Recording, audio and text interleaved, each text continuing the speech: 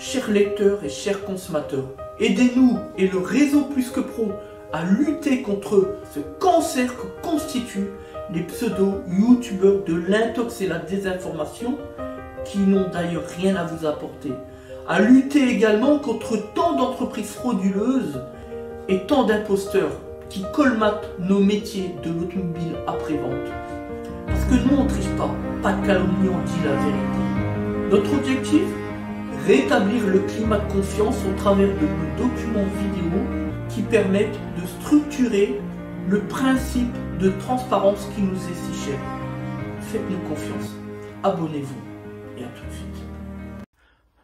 Des Autotransact Talange, réseau Plus que Pro pour la défense du consommateur, toujours dans le cadre de notre principe de transparence pour rétablir le climat de confiance avec les consommateurs. Donc, ça c'est le client qui est venu la semaine dernière ou la semaine d'avant. Mercedes classé, coupé. Voilà. Donc, dans le cadre de la révision, on avait constaté effectivement un jeu mineur au niveau de la biellette de direction. Ici, on peut l'écouter si on fait pas de bruit. Vous voyez, ça se passe au niveau de la rotule ici à l'intérieur. Voilà. Donc là, on est sur un élément de sécurité, donc on ne plaisante pas, on remplace. On a une difficulté avec la rotule, du coup, on va remplacer la rotule extérieure en même temps. Voilà. On peut ne pas la remplacer si elle ne présente pas de jeu, s'il n'y a pas de difficulté, si on n'est pas obligé de taper dessus, ou alors si le filetage n'est pas grippé, pourri, etc. Enfin, toutes les conséquences de bon sens que l'on peut rencontrer dans le cadre des travaux de réparation, tout simplement. Ça a été le cas aujourd'hui, on ne transige pas, on remplace l'ensemble. Voilà. Alors, suite à cela, évidemment, donc là, pour déposer la biellette, on enlève la rotule direction, vous l'avez compris, on desserre l'écrou d'ici 21, clac, on voit si ça fonctionne, là ça a été le cas, donc ça a bien fonctionné, donc on a desserré tout simplement, voilà. Maintenant ici on va utiliser l'outil qu'on va placer dessus pour pouvoir desserrer, comme ça arrondi, si c'est lisse, voilà. Ou des fois on a une empreinte, comme là c'est le cas, on a une empreinte, on le sent ici, et des fois on n'a pas d'empreinte, du coup il faut mettre l'outil, clac, et hop, hop, on dessert. On fait attention à reposer ensuite le soufflet. Alors le soufflet, il est où? Il est ici. Soufflet de crémaillère. Ici, vous avez donc la nouvelle pièce. On a déjà repris le réglage approximatif.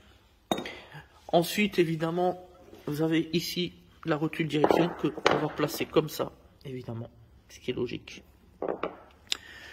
Une fois posée la biellette, on repose le soufflet. Et ensuite, on met, évidemment, vous l'avez compris, la rotule direction. On fait un essai sur route. Alors nous, on a l'expérience pour éviter de faire un réglage géométrie. Dans le cadre, évidemment, où il n'y a pas de problème avec les pneus, d'usure irrégulière, par exemple sur l'extérieur, etc. Ici, ce n'est pas le cas, il n'y a pas de souci, donc on peut se permettre de faire ça. Sinon, évidemment, on lance une géométrie, c'est-à-dire un réglage de parallélisme, comme ça, clac, clac, puisqu'on va agir justement sur le réglage de la rotule de direction. Voilà, ça il faut le savoir.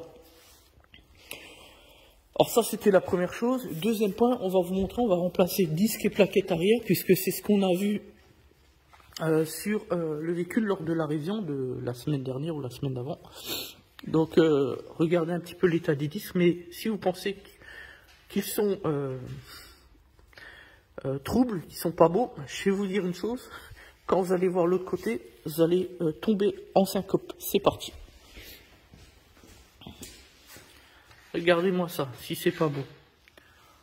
Là, c'est même plus un disque, c'est une galette. C'est du feuilletage. Là, on a la matière qui est bouffée, qui est pourrite. Il ne s'agit pas de dire on va freiner un peu, puis après ça va partir. Non, là, c'est vraiment incrusté dedans. Et c'est le risque. Voilà. Alors ça, c'est un véhicule tout simplement qui ne roule pas. Voilà. Voilà ce qui se passe sur du métal qui ne roule pas, forcément sujet à l'humidité, au temps, et finalement on se retrouve avec des disques qui sont pourris. Donc ça peut être dangereux. Finalement, l'efficacité du freinage est totalement inférieure à la norme, et du coup, en cas de freinage d'urgence, ça peut mal se terminer. Alors là-dessus, pour remplacer le disque, rien d'extraordinaire, une vis torx de 30, ici, clac. Ici, un axe, on tape claque, comme à l'époque sur les petits étriers de 106, 3 trous. Les Peugeot 106, à l'époque, on avait ça. Là, on a un étrier qui est fixe avec un piston de chaque côté, donc 2 pistons. Donc là, un coup de tournevis, claque, tout doucement, délicatement, c'est les petits pistons. On étire les plaquettes de chaque côté tranquillement. Et il n'y a pas de souci, ça se passe très bien. Et voilà. Donc là-dessus, sur une Mercedes classée comme celle-là, c'est assez aisé, il n'y a pas vraiment de difficultés. Voilà. Et ça coûte pas très cher.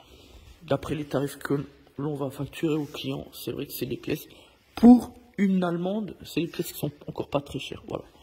Donc, voyez, ça, il faut absolument éviter. Donc, un véhicule, on l'utilise régulièrement. Donc, si c'est pas tous les jours, c'est tous les 2 jours, mais d'une manière régulière. Et pour éviter ça, de temps en temps, on fait des gros freinages comme ça sur des petites périodes. Évidemment, on fait attention à ce qui se passe derrière et devant vous. Mais voilà, l'objectif, c'est de chauffer les plaquettes sur les disques pour qu'il y ait une espèce d'adhésion entre la plaquette de frein et le disque. Voilà, pour éviter justement l'incrustation de rouille au départ, puis à la fin, ça se termine comme ça, par la matière qui est directement et complètement imprégnée. Et puis là, à ce moment-là, vous l'avez compris, il n'y a plus rien à faire. Il faut remplacer tout simplement. On ne plaisante pas avec des éléments de sécurité du véhicule. Il s'agit de l'intégrité, de maintenir l'intégrité du propriétaire du véhicule et de ses occupants. Faut faire très attention, je ne joue pas avec ça. Voilà. Donc comme vous l'avez compris, dans le cadre de notre obligation de conseil, quand on fait une révision, on doit signaler tout ce qui ne va pas sur le véhicule. Ensuite, le client décide de faire ou de ne pas faire. Vous connaissez maintenant tous la jurisprudence, on l'a souvent dit. Même là-dessus, même sur des freins comme ça, si le client décide de ne pas faire, on n'a pas le droit d'y toucher. D'accord? C'est la règle de droit. Voilà. Le client décide. Par contre, si on laisse repartir un véhicule comme ça, avec des freins comme ça, on fait signer une décharge sur la facture au moment de la révision constructeur. Pour, d'une part, que le consommateur soit au courant de ce qui se passe, du danger imminent et grave et imminent, et puis surtout, vous déchargez de votre responsabilité en tant que réparateur, tout simplement. Voilà. Donc on va terminer là, on va terminer les travaux. Merci à tous de nous avoir suivis, de nous faire confiance. Des Autotransat, Talange, réseau, plus que pro, pour la défense du consommateur.